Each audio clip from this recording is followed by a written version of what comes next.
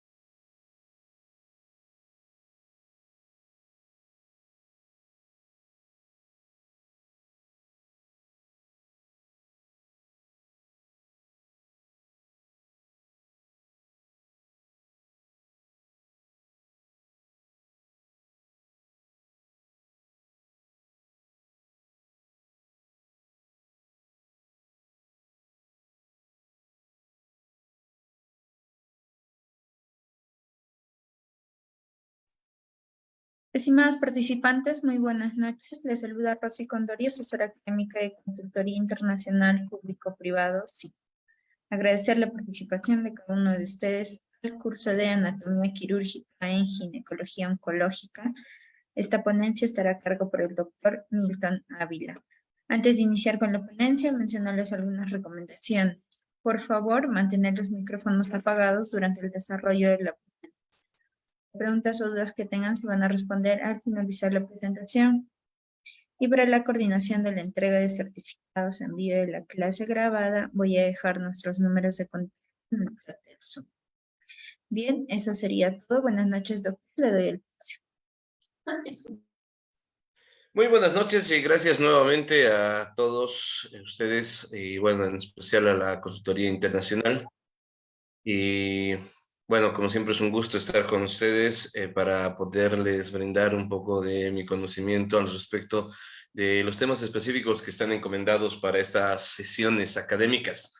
Y bueno, bienvenidos a cada uno de ustedes. Vamos a interactuar de la mejor forma posible en el sentido de que una vez que finalice, en este caso la ponencia, puedan realizar sus preguntas en lo que es el chat, ¿no?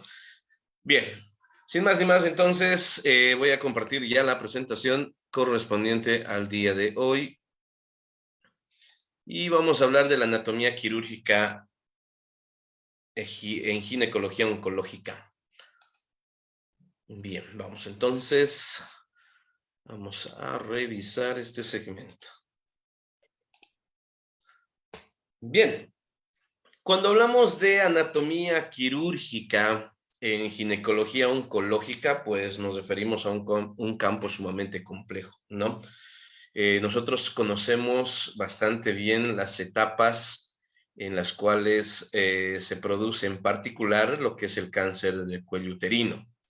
Conocemos el origen, conocemos los posibles causantes de esta patología, las lesiones que ocasionan a ese nivel, ya entonces, lo más importante aquí es conocer, tener en este caso el conocimiento de cómo se lleva una cirugía de este tipo para poder orientar al paciente.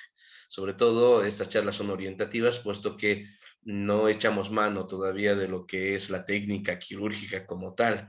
¿Listo? No se desarrolla una técnica quirúrgica práctica que obviamente capacite al médico o al personal de salud para desarrollar una cirugía prácticamente, ¿no? Esos son cursos todavía más complejos al respecto, ¿no? Entonces, lo más importante es que nosotros podamos entender esto de la anatomía quirúrgica ya como un punto de referencia orientativo para nuestro paciente. Siempre que nosotros tenemos un paciente en este caso en consulta, siempre va a tener la inquietud de que si se somete a una histerectomía o una traqueotomía, vamos a conocer en este caso los términos, traqueostomía, perdón, traqueostomía, para no equivocarnos términos, tenemos que saber en qué condiciones, cómo es que se va a realizar el abordaje, explicarle un poco de lo que se va a llevar a cabo. ¿Listo? En anteriores ponencias hemos, bueno, tenido también la dicha de poderles explicar cómo llega a ser posterior a las cirugías de cáncer del cervicuterino, cómo debería ser el abordaje posterior, el postquirúrgico, cómo se debería manejar, puesto que es un manejo multidisciplinario que debemos conocer. Bueno, sin más ni más, entonces conozcamos un poquito de la anatomía normal, ya que conlleva lo que es el segmento de los genitales femeninos. Cuando hablamos de anatomía, pues rapidito, haciendo un resumen, algo sumamente resumido al respecto, pues nos vamos a referir del aparato genital femenino desde dos puntos de vista. Hay genitales externos y genitales internos. Eso es un vistazo anatómico. Ya hay otras clasificaciones que son ya más fisiológicas, como el caso de órganos sexuales primarios, secundarios, primarios, aquellos que producen los gametos, secundarios, aquellos que van a estar alrededor de estos genitales primarios. Bueno, Hay un montón de clasificaciones. En este caso, lo que nos interesa es la clasificación morfológica. Y en la clasificación morfológica, los genitales femeninos se dividen en internos y externos. Nos interesa por el momento, pues, abordar lo que es la parte de genitales internos, entre los cuales, pues, nos van a servir de referencia, ¿ya? Entre los cuales vamos a abordar un poco, vamos a recordar la parte anatómica para que nos guíe en la parte quirúrgica, pues hablaremos de lo que son los ovarios, ¿ya? Hablaremos de lo que son las tubas uterinas o también conocidas como oviductos o, bueno, según historia, trompas de falopio, el útero o matriz, también denominada, y lo que es la vagina. Pues esos 4 órganos son los que nos interesa ahora. Bien, ¿para qué nos sirve comprender esto de la anatomía?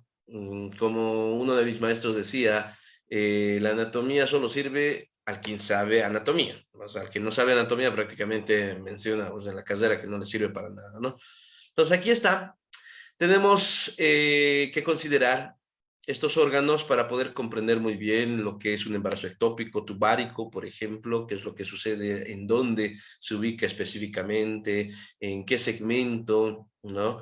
La ligadura de trompas también, dónde se realiza de manera quirúrgica, si es a nivel del istmo o es a nivel de la ampolla, pues hay varias connotaciones, el conducto de Gardner también, que es interesante, el útero bicorne en cirugías justamente por malformaciones, prolapso uterino, cuando prácticamente lo que es el cuello uterino sale o se prolonga o desciende a través de lo que es el conducto vaginal.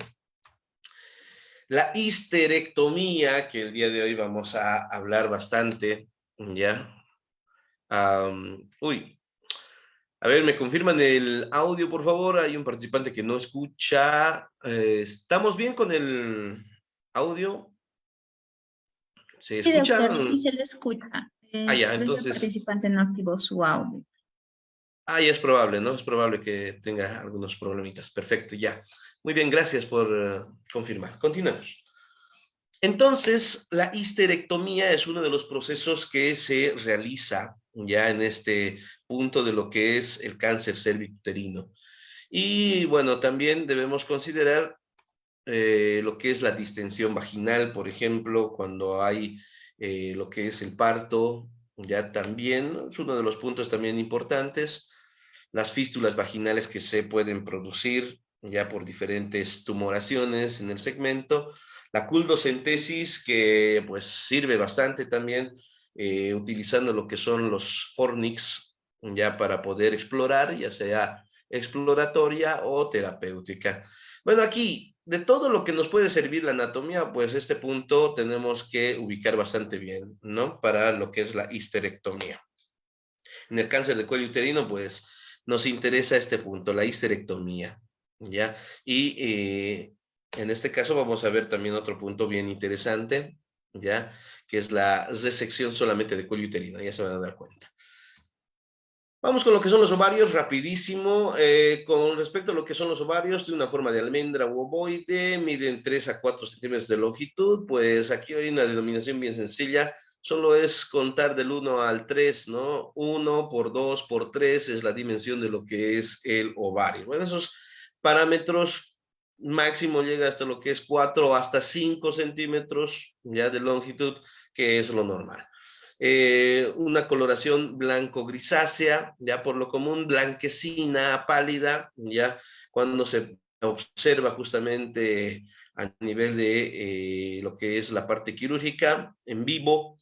La consistencia debe ser dura y renitente, ya que prácticamente mantiene la forma si es que se lo va manipulando, ¿no? Y con respecto a su función, pues es una glándula citocrina, que significa que tiene la capacidad de formar células como los gametos y la parte endocrinológica que son las hormonas, en especial los estrógenos y la progesterona, es lo único que produce. Obviamente recibe influjo hormonal por parte de lo que es la hipófisis con las hormonas, las gonadotrofinas como la hormona luteinizante y folículo estimulante. Bien, Con respecto a lo que es la suspensión que presenta anatómicamente, tiene una suspensión que tenemos que saber identificar. Presenta lo que es el mesoovario, que es un repliegue de la hoja posterior del ligamento ancho al ilio del ovario. El ilio del ovario se encuentra de manera, en este caso, superior, por donde ingresa justamente los vasos sanguíneos, en especial la arteria ovárica proveniente de la arteria aorta.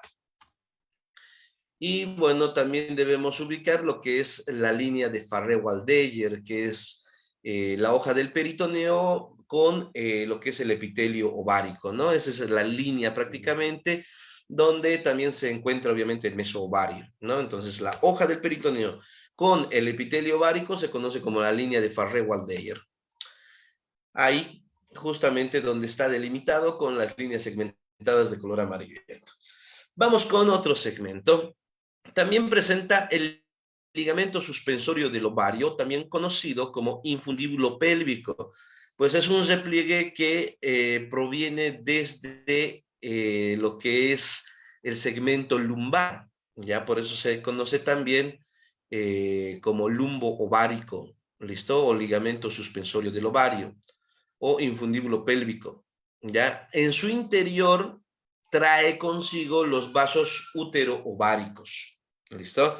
Entonces aquí sobre todo la arteria ovárica proviene justamente de este ligamento suspensorio, ¿ya? O lumbo ovárico, que llega también a sujetar lo que es el ovario para que no se mueva del lugar, ¿no?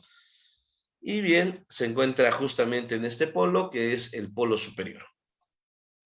El otro es el ligamento útero-ovárico, ya que es justamente este que se encuentra acá. Es el ligamento útero-ovárico que va desde el ángulo uterino, ese es el ángulo uterino por si acaso, hasta el polo ovárico o polo inferior, ¿no? Entonces, ese ligamento útero-ovárico pues comunica el ovario con el útero. Punto importante, este ligamento útero-ovárico no lo pierdan de vista, ¿ya? Entonces nos va a servir más adelante. Y bien, por último, el ligamento tubo-ovárico que mantiene el pabellón, ¿ya? Que es en este caso el pabellón de las trompas uterinas en contacto con lo que llega a ser el ovario. Entonces, hay un ligamento más, hay una fimbria más prominente que se llama el ligamento fimbriado de Richard, que justamente es el ligamento tubo-ovárico que sirve para sujetar este segmento, ¿no? De lo que es el ovario hacia lo que son las trompas uterinas. Bien.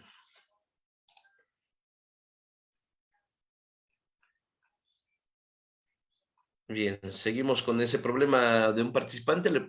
Les aconsejo, por si acaso, revisar un poco lo que es el internet a Arelis Prieto para que pueda tener una buena sintonía de la clase. Bueno, continuemos.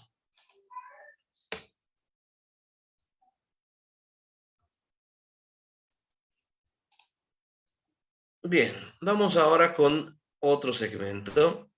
Vamos a lo que es la estructura de lo que son los ovarios. Los ovarios prácticamente presentan un epitelio que es el epitelio superficial o germinativo, ¿ya? Es un epitelio cúbico simple, sencillo, ya nos va a servir también en otra ponencia muy interesante que les voy a brindar en otra oportunidad, en otra sesión.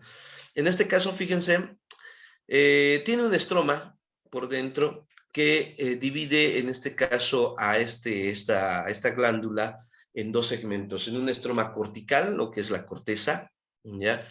La cual está también cubierta por una albuginia superficial, tejido conectivo, fibras musculares lisas y en especial los folículos. Y el otro que es el estroma medular o médula directamente, que es tejido conectivo laxo con vasos sanguíneos. En un esquema sencillo e ilustrativo sería de esta forma: el estroma cortical y el estroma medular, ¿no? Esto a manera de recordatorio sirve también la parte anatómica. Bien, aquí algo bien importante que debemos conocer es el ilio ovárico, como ya les había mencionado, ya proveniente de lo que es el mesovario, donde se encuentra la red ovari, ya, o red, en este caso vascular, las células iliares de Leydig, las que van a producir justamente hormonas en el segmento, hormonas estimulantes, y los restos adrenales de Marchand, que, bueno, por el momento estos no nos van a servir acá en la parte quirúrgica, pero vale la pena saber qué estructuras presentan. Bien, otras son las tubas uterinas, o también conocidas como trompas de falopio, o oviductos o trompas uterinas. Estas provienen de lo que es el corno uterino o cuerno uterino, ¿ya? En la parte superior, ¿ya? Que se encuentra en la parte superior de lo que es el cuerpo, hacia lo que es el fondo uterino. Entonces, tiene un ángulo, el ángulo superior o cuerno uterino, es por donde provienen estas tubas uterinas. A este nivel justamente se hace la resección, ya se hace una resección de este segmento que son las tubas uterinas a nivel del ángulo superior o cuerno. También se hace la resección de lo que es, en este caso, el ligamento útero ovárico. Y bueno, por eso es necesario también comprender cuáles son las relaciones que presenta con los demás órganos sexuales internos. Mide alrededor de 10 a 12 centímetros de longitud. Ya tiene una porción intersticial, que es la que se encuentra acá adentro, ya, o intraparietal, que se abre justamente en el ángulo superexterno de la cavidad uterina, u ostium, u orificio también denominado. La porción ísmica, el istmo, ya que es el estrechamiento, que va de 3 a 4 centímetros de longitud, con 3 a 4 milímetros de diámetro. El otro segmento es la ampolla, que es el segmento dilatado, de 7 a 8 centímetros de longitud, y con 8 milímetros y más de diámetro. Llega a ser un poco ampuloso, puede llegar hasta 1 centímetro, o 1 centímetro, o 1.2, o 12 milímetros. Y el pabellón, que es el segmento donde presenta las digitaciones denominadas fimbrias, que presenta el orificio por donde se capta al óvulo, que es el ostium abdominal, que mide de 2 a 3 milímetros de diámetro. Bueno, ahí tenemos en este caso la estructura de lo que es las tubas uterinas. Desde afuera hacia adentro presenta lo que es el endosalpinx, ya que es un epitelio cilíndrico pseudoestratificado ciliado. Presenta las células cilíndricas ciliadas, células cilíndricas no ciliadas, las células intercalares o PEC cells, ¿ya? Que tenemos que también denominarlos justamente a esta altura de lo que es la parte intersticial y también a nivel de lo que es el endometrio. ¿Listo? Entonces se relaciona bastante este epitelio cilíndrico con respecto con el epitelio cilíndrico del endometrio uterino. El miosalping, que es la parte muscular, una capa media de músculo liso, y la serosa. Aquí también debemos recordar algo muy importante. Se llama serosa aquel que está en contacto con un mesotelio denominado peritoneo. Y todo aquel que no entre en contacto con el peritoneo, que son los lados del útero, se conoce como parametrio o túnica adventicia, que es solamente tejido conectivo. Bien, el útero, ahora sí entramos a lo que realmente nos interesa conocer, ¿ya? Y vamos a denominar el útero matriz. Presenta la forma de una pera aplanada. Tiene una posición de anteversión, ya con respecto al eje de la vagina, y la anteflexión con respecto al cuerpo o con relación al cuello uterino. Ambos dan la posición de anteversoflexión, ¿ya? Obviamente hay variedades, ya después de lo que es el embarazo, de una anteversoflexión entra en una retroversoflexión, ¿no? Entonces, de manera normal, ya puede llegar a esa posición. ¿Qué nos referimos con esta posición del útero? El útero, la forma de pera aplanada, miren, tenemos un eje, ya, un eje longitudinal de lo que es el cuerpo, ya, el cuerpo uterino, y un eje del cuello uterino. Con este ángulo formado entre el eje del cuello y el eje del cuerpo, se conoce como anteflexión. ¿Listo? Ahora, el eje del cuello uterino con el eje de la vagina, a este ángulo se lo conoce como anteversión. Entonces, la posición del útero de manera normal, pues es una anteversoflexión. ¿Listo? Entonces, lo que es, por ejemplo, la parte de la anteflexión, ya mide aproximadamente de 90 a 110 grados. ¿Para qué nos sirve saber esto?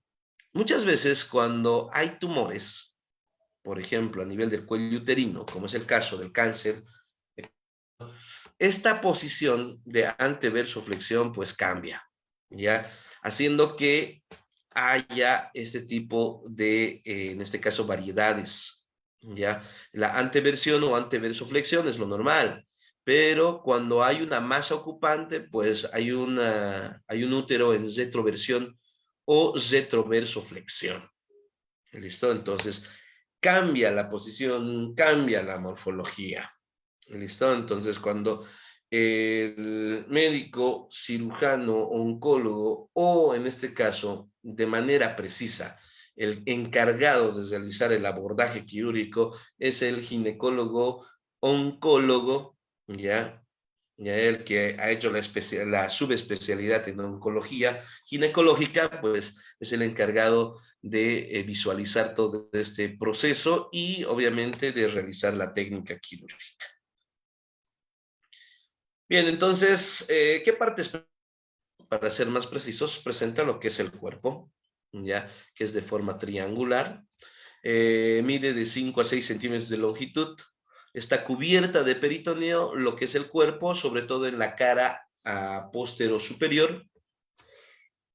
Está en relación de manera anterior hacia adelante, se relaciona con la vejiga. Entonces, aquí hay un segmento anatómico importantísimo, que es el saco vésico-uterino, ¿ya? Que debemos considerar. El saco vésico-uterino, ¿ya? No es nada más que tejido conectivo que se asegura de adherir a este órgano, ¿listo? Pero no es una adhesión fuerte, no es una adhesión extremadamente invasiva, ¿ya? Entonces, solamente es tejido conectivo que adhiere esta cara anterior, ya del útero, con lo que es el segmento superior o cara superior de la vejiga. La parte posterior se encuentra el recto y las asas intestinales. Con el recto tiene un proceso muy interesante que también es tejido conectivo, ¿ya? Es el proceso rectouterino, que también es tejido conectivo, y también parte del peritoneo que cubre formando un fondo de saco llamado el fondo de saco de Douglas. Y a nivel lateral, el útero estará en relación con los ligamentos redondos y uterováricos.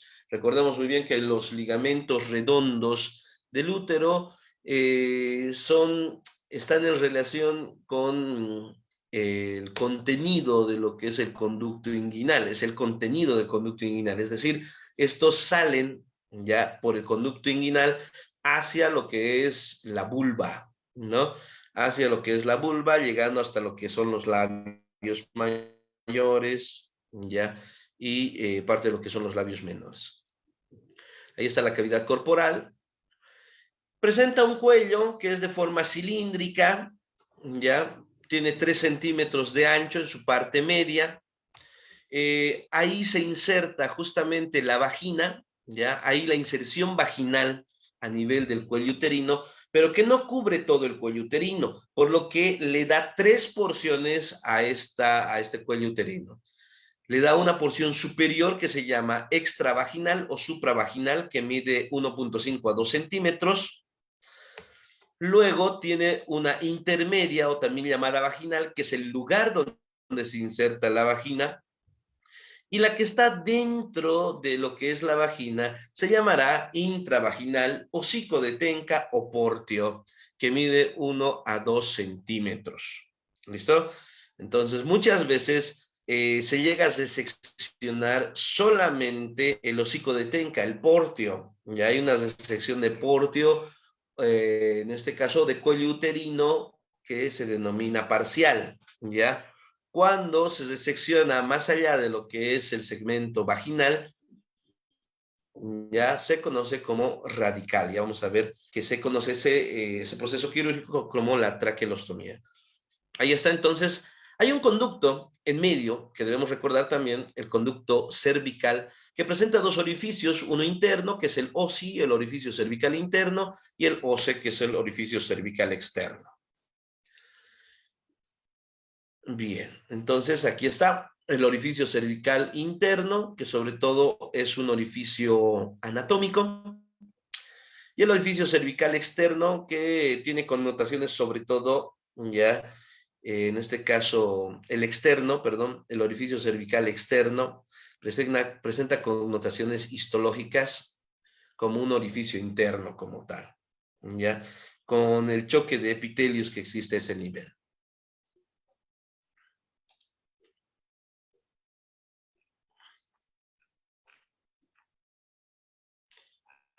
Bien, continuemos entonces.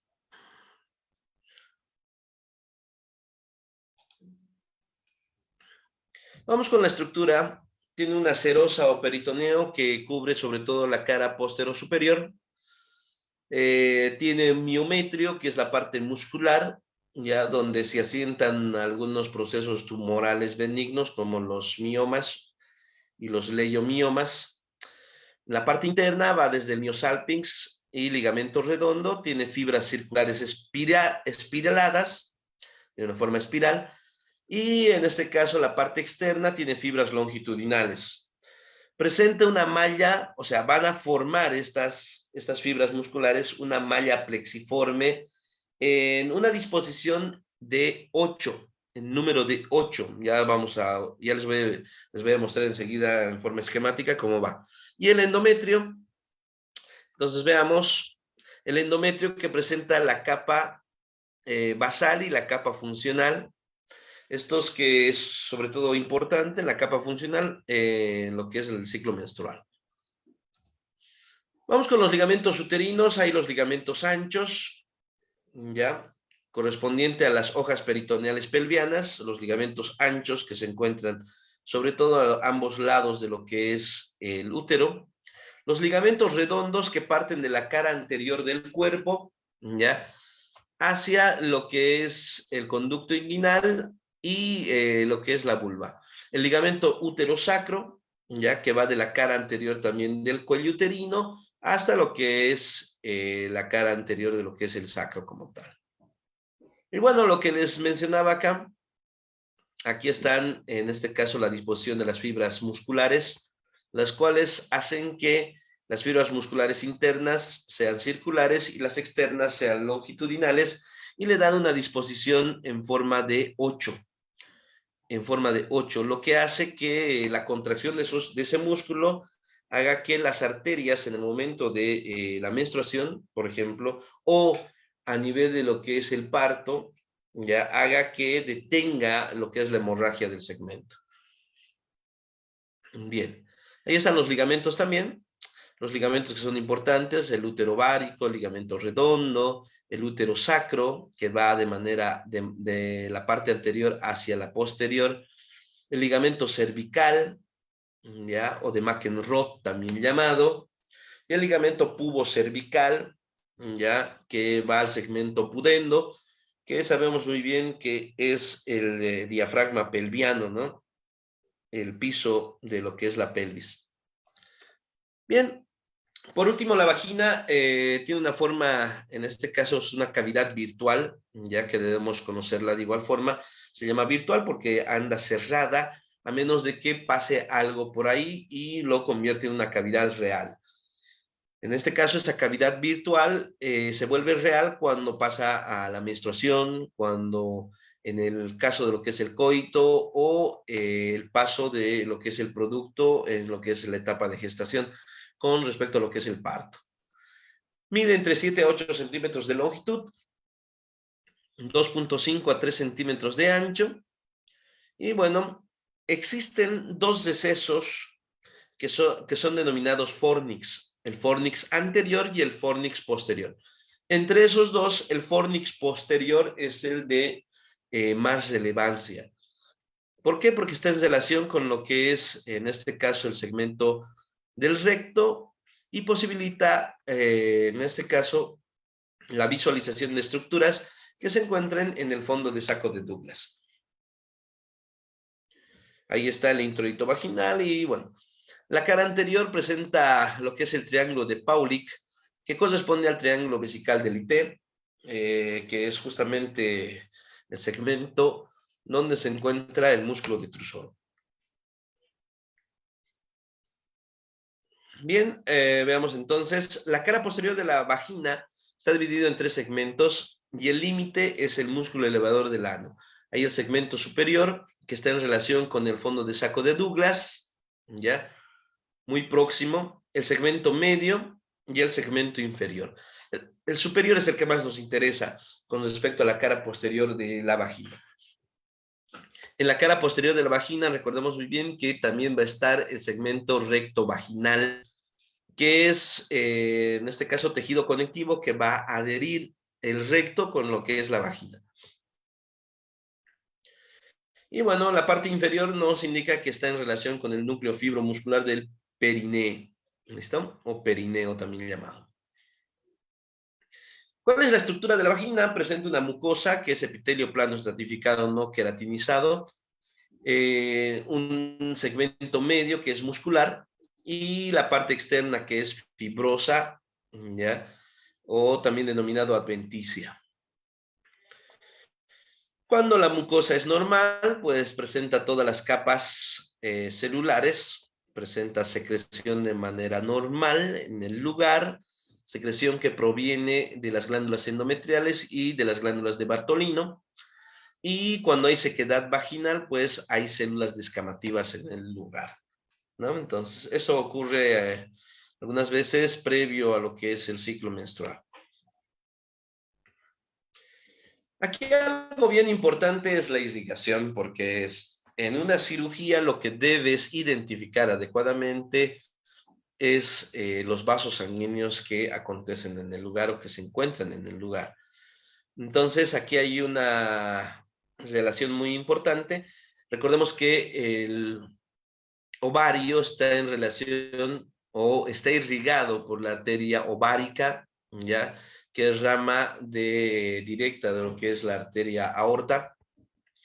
También presenta lo que son las venas, la vena ovárica, que va a ser diferente su desembocadura. La vena ovárica que va a desembocar a nivel de la vena renal en el lado izquierdo y en el lado derecho desemboca a nivel de lo que es la vena cava inferior. Entonces ahí ya tenemos la arteria ovárica, es la que justamente va a dar ramificaciones, aparte de irrigar lo que es el ovario, también tiene ramificaciones para lo que es las trompas. Entonces también habrá en este caso ramos tubáricos, ¿ya? Y así también ramos uterinos, todo para el segmento superior. La arteria uterina ya es una rama, en este caso, parte de lo que es la arteria hipogástrica o ilíaca interna. ¿Listo? Entonces, la arteria ilíaca interna nos da un ramo colateral, que es la arteria uterina, ¿ya? Y que esta irriga justamente la parte, sobre todo, la parte de la mitad inferior de lo que es el cuerpo y todo lo que es el cuello uterino. ¿Ya? El cuello uterino, por lo menos sus 2/3 superiores, está irrigado por la arteria uterina. El tercio inferior, junto con lo que es la vagina, estará irrigado por la arteria vaginal, que es rama de la arteria ilíaca interna o hipogástrica. ¿Listo? Entonces, estos son importantes de identificarlos y aislarlos.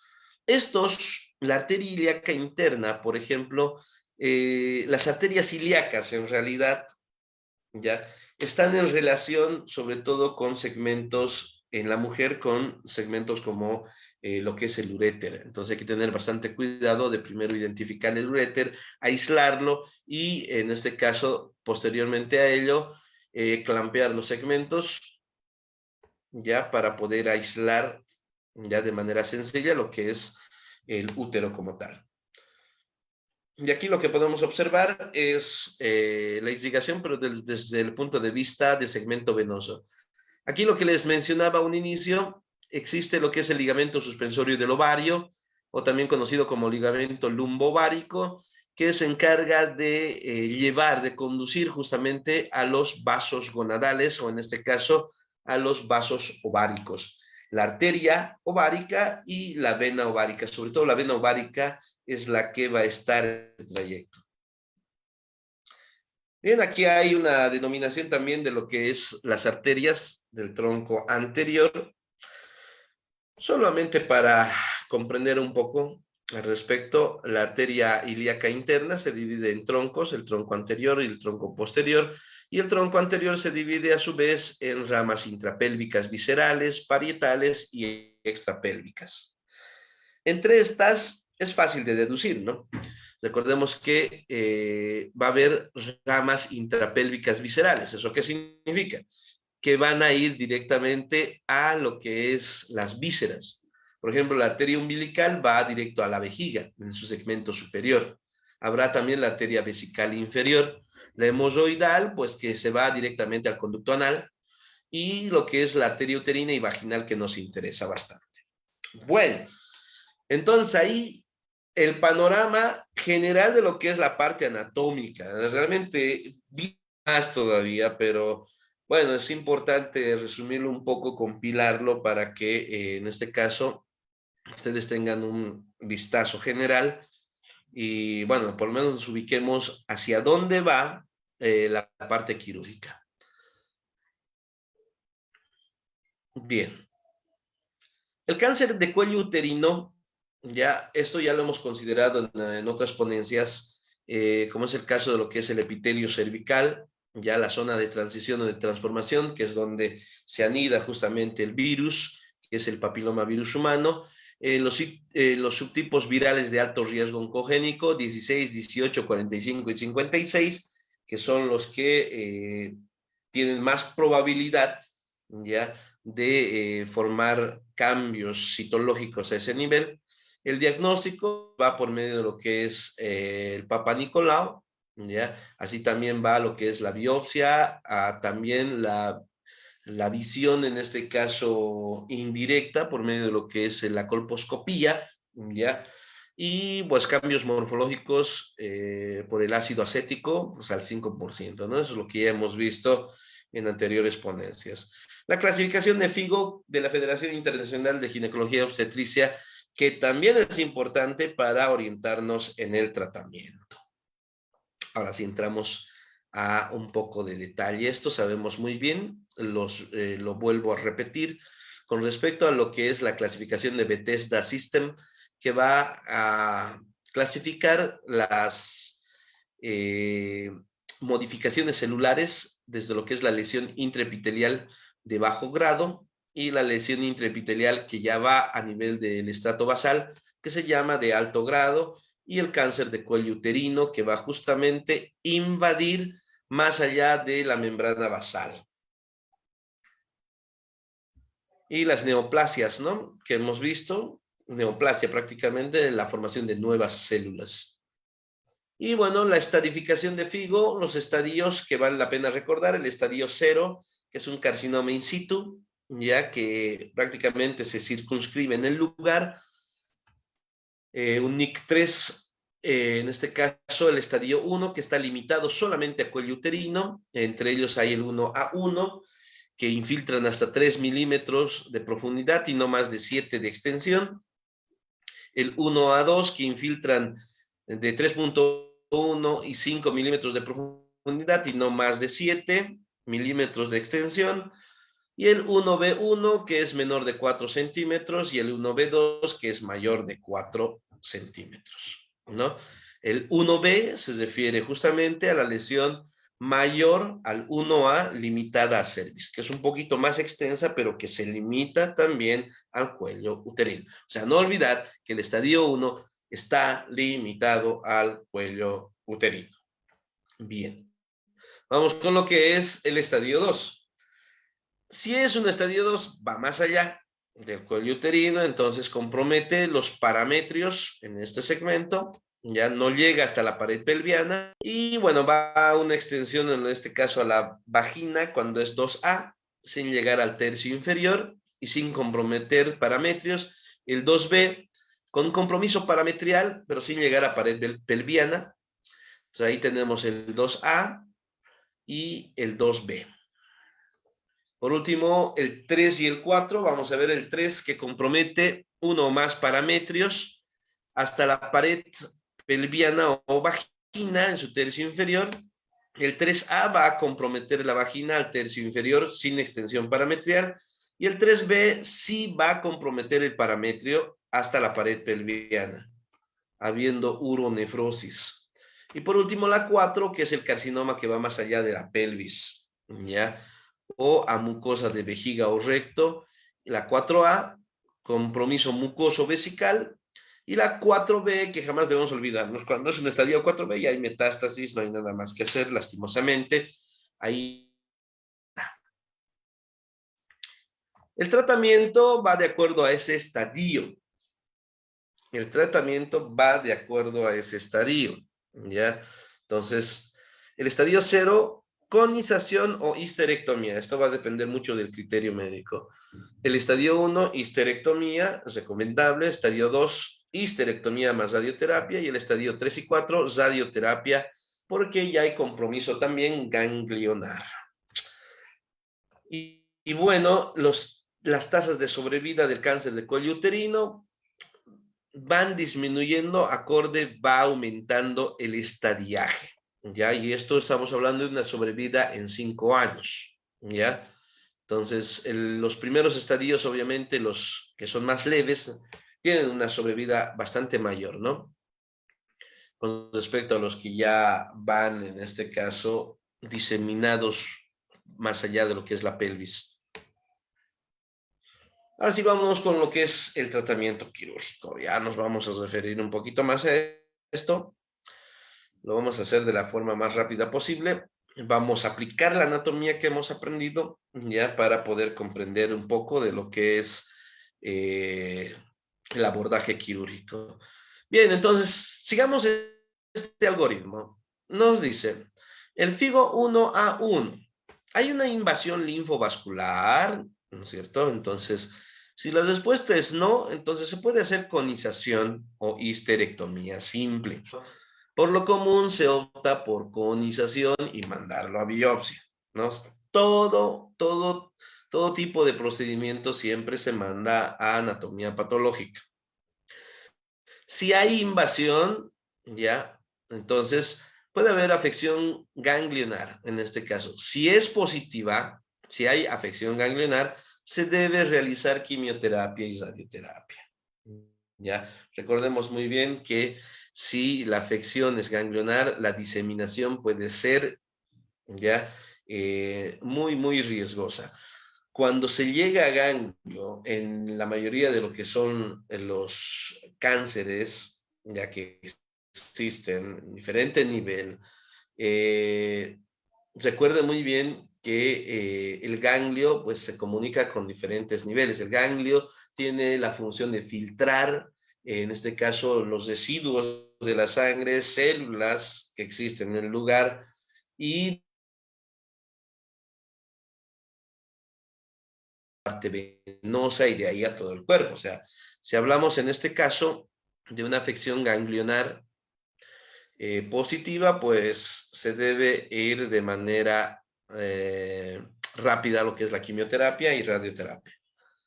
Si no hay afección ganglionar, pues entonces se opta por la cirugía, ya una esterectomía simple o conización, ya. Lo mismo sucede con el FIGO A1, A2, ya. Sobre todo se recomienda el estudio ganglionar. En este punto, en la parte básica, en esto lo que se denomina la histerectomía simple, permítanme presentarles lo que es la traquelectomía, ¿ya? La traquelectomía, que ya es en este caso la exéresis, se podría decir, el retiro de todo lo que es el cuello uterino. ¿Listo? Entonces, el cuello uterino, pues va a ser reseccionado, ya, y retirado del segmento. Entonces, a ese procedimiento se conoce como traquelectomía. ¿Listo? Entonces, en primeros estadios, o conización o traquelectomía. ¿Cuáles son los requisitos para esta traquelectomía? Entonces, el tumor tiene que ser menor a 2 centímetros, primeros estadiajes. El cervix tiene que ser mayor a 2 centímetros. Recordemos que también hay cervix que son planos, ¿ya? Que son más cortos. Entonces, tiene que haber una buena dimensión de cervix para poder hacer esta traquelectomía. Y la distancia con el orificio cervical interno ya debe ser mayor a 1 centímetro. ¿Listo? Entonces, esos son los requisitos de la traquelectomía. Bien, cuando ya hay un estadiaje en las lesiones invasivas FIGO 1B y 2A1, ¿ya? Entonces, aquí tenemos que ver que hay, en este caso, la se puede realizar lo que es la linfadectomía pélvica. Entonces, cuando hay ganglios positivos, se puede realizar la linfadenectomía paraórtica. ¿Listo? Y para esto, cuando hay lesión ya de ganglios, no se olviden, tiene que ir como, en este caso, por simple ya deducción, ¿no? Si hay lesión de ganglios, se retiran esos ganglios, ¿ya? Y se realiza la quimioterapia y radioterapia. ¿Listo? Pero si no hay lesión de ganglios, entonces se realiza la histerectomía radical, ya se quita todo lo que es el útero, ¿ya? Entonces aquí va a haber también la determinación del riesgo de recidiva después de lo que es el estudio anatomopatológico, lo que siempre se ha ido mencionando anteriormente. Toda exéresis, toda extirpación, ya toda ectomía, por decirlo así, ya va a estudio anatomopatológico siempre. ¿Listo? Entonces, aquí el estudio puede mencionar por la pieza quirúrgica a bajo riesgo, entonces va a haber un seguimiento exclusivamente, riesgo medio, radioterapia adyuvante, y riesgo alto, quimioterapia y radioterapia. ¿Ya? En el bajo riesgo, pues, en la mayoría de los casos, cuando es de bajo riesgo, siempre se debe hacer seguimiento, ¿ya? Porque en cualquier momento puede virar. Entonces, para hacer una histerectomía, pues hay abordajes, ¿ya? Y hay diferentes tipos de incisiones que se realizan de afuera hacia adentro. Por lo común, se realizan, en este caso, incisiones que son cirugías abiertas, ¿ya? Cirugías a cielo abierto, ¿ya? Entre estas, hay diferentes incisiones que se realizan en la pared abdominal, ¿ya?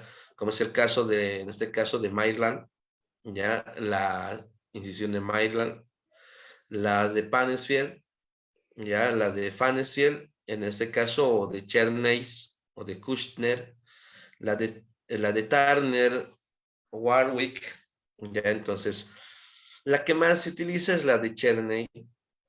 ¿Listo? La de Cherney es la que vamos a revisar un poco, que se da a nivel de, en este caso, de la inserción de lo que es el músculo piramidal o piriforme, ya, a nivel de lo que es la parte media del ligamento inguinal o arco de Pupá. Ya es una incisión en forma, en este caso, discreta de letra U o U alargada. Entonces ahí está. También hay la incisión de Maryland, que les decía en este caso, esta incisión, la cual va por planos. Entonces tenemos primero a lo que es el plano cutáneo. Obviamente se realiza todo el protocolo a seguir para un proceso quirúrgico, ¿no es cierto? Entonces la sedación del paciente, ya por sedación en este caso o anestesia general, ya se puede hacer también una anestesia epidural. Muchos colegas no están de acuerdo justamente con la epidural, más sí de lo que es la anestesia general. Entonces, se delimita campos, asepsia, antisepsia, ¿no? Asepsia, antisepsia, delimitación de campos quirúrgicos y bueno, la incisión en el segmento. Aquí vamos a combinar un poco con la técnica quirúrgica de Cherney.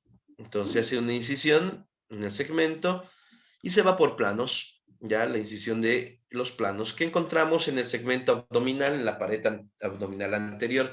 Primero todo lo que es la parte de piel, luego el panículo adiposo, ya que va a depender mucho de la condición que presente el paciente. Por lo común son pacientes que ya tienen una contextura ya, en este caso, delgada. Hay una pérdida de peso importante, ¿no? Por el mismo hecho del cáncer como tal. Entonces hay el panículo adiposo y posterior a eso se tiene lo que es la fascia rectal, en este caso del recto anterior del abdomen. Entonces hay la hoja anterior y una vez realizada la sección de la hoja anterior, de la vaina de los rectos, también denominado, se empieza a aislar justamente el músculo en su inserción, en este caso inferior, del músculo recto anterior del abdomen. Se realiza una sección a nivel de lo que es el tendón intermedio de este músculo poligástrico, así también a nivel de lo que es el músculo piramidal, ¿ya? Y lo que es la línea alba. Entonces se secciona todo este segmento. Se tiene ya una abertura tal, ya de que se va separando todo el segmento para tener una buena visualización o campo operatorio. Y bueno, lo primero que debemos hacer es identificar el uréter. Ya se debe identificar el uréter que va en relación con los vasos ilíacos. ¿Listo?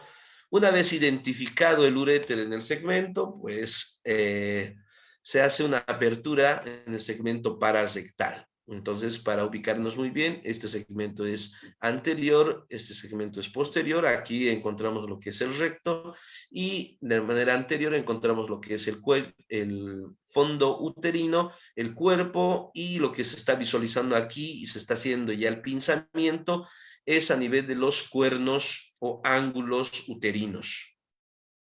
¿Listo? Entonces, se hace este abordaje, se identifica lo que es el útero, se lo aísla y se hace una apertura para el espacio pararrectal. Se hace la ligadura de la arteria que irriga justamente el útero, que es la ligadura de la arteria uterina, ¿ya? Que va justamente en relación y cruza lo que es el uréter, o sea, que es sumamente sencillo de ubicar. Entonces se clampea el segmento y posteriormente a ello se unen los espacios por sección parametrial, ¿ya? Recordemos muy bien que se va a aislar, en este caso, el segmento de lo que son los parametrios, se va a diseccionar el lugar, ya por lo tanto va a haber una apertura donde posiblemente haya colección hemática. Lo que se quiere es evitar, ya, y por ende se hace esta unión de espacios de disección parametrial. Se moviliza lo que es el uréter ya en el segmento para no lesionar, y posteriormente se hace el corte del ligamento uterosacro. ¿Listo? Entonces recordemos muy bien que el ligamento uterosacro va desde la cara anterior del cuello uterino hacia la cara anterior de lo que es el sacro, ¿ya? Por lo menos a nivel del sacro número 3 y 4.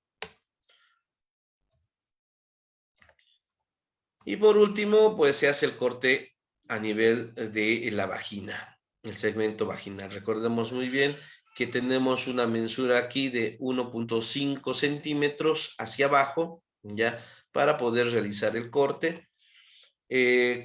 Para colocar, en este caso también se puede colocar un catéter suprapúbico, ¿ya? Para el paciente que no presenta sonda. Y pues se hace una transposición ovárica. Ya esto para sujetar justamente el ovario, para no diseccionarlo y no tener problemas a nivel, en este caso, hormonal, ¿no? Y por último, ya cuando se hace ya la resección de lo que es el útero, pues se cierra por planos, ¿no?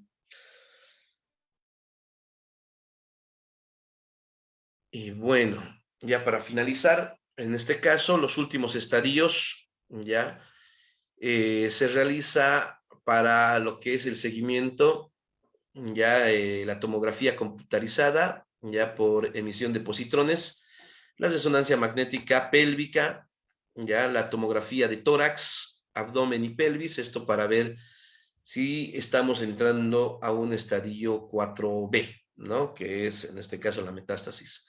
Ganglios negativos, entonces se realiza quimioterapia y radioterapia radical. Cuando es con ganglios positivos, la linfadenectomía paraórtica es uno de los puntos importantes que se debe realizar, ¿ya? Sin evidencia de afectación metastásica, se hace quimioterapia. Y con afectación metastásica, quimioterapia, radioterapia con extensión de campos paraórticos. Entonces, en el estadio más avanzado aún, en una enfermedad metastásica, en el estadio 4B, pues es más agresiva justamente la terapia, la quimioterapia con el fármaco de elección que se utiliza, que es el bevacizumab, ¿ya? Donde se utiliza también otro quimioterápico potente al respecto, ¿no? Bueno, si hay una recaída, si es resecable, ya se puede resecar, en este caso, sin quimioterapia y radioterapia pélvica, en este caso previa, se debe realizar el mismo. Pero cuando hay, si se descarta afectación ganglionar, se puede exenteración pélvica, que es un poco más agresivo el segmento, ¿no? Y si no hay si no es desecable, pues en este caso se debe plantear otra modalidad como la quimioterapia y la radioterapia más agresiva. Bueno, obviamente esto es un abordaje sumamente complejo. Se debe hacer un seguimiento sumamente estrecho. Bueno, se ha intentado realizar lo más sencillamente posible este tema, este abordaje. Han podido apreciar que la anatomía en el segmento quirúrgico conlleva un poco más. Me ha faltado el tiempo para poderles explicar lo que es el vaciamiento ganglionar, ¿ya? Y bueno, pues les invito justamente a revisar o a ahondar un poquito más en lo que es en el tema, ¿ya? Para poder tener esa orientación ya sobre todo nuestro paciente. Bien, bueno, alguna duda que presenten, estoy justamente atento a lo que es el chat.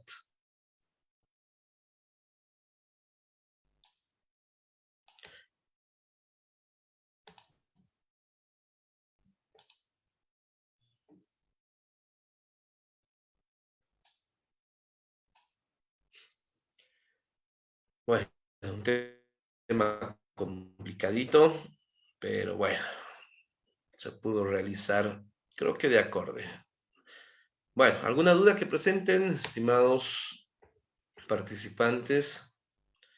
Una pregunta, comentario, se recibe de todo.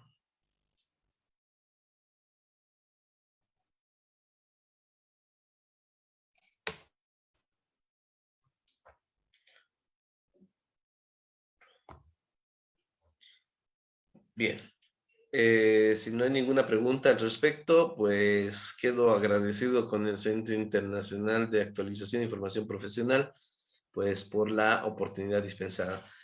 Nos estaremos viendo próximamente en otras ponencias. Espero contar con su participación nuevamente. Muy agradecido con su gentil atención. Que pasen una buena noche. Hasta la próxima.